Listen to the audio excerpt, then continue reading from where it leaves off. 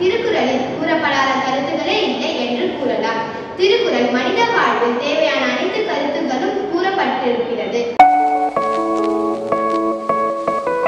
நம் வாழ்வில் அவசியம் கடைபிடிக்க ஒரு திருக்குறளை ஒரு கதை வாயிலாக இந்த காணொளி மூலம் காணலாம். அதிகாரம் ஈகை. குறள் எண் 227. பாற்றும் மதியே அவனை பசி என்னும் தீப்பினி தீண்டல் அறிவு.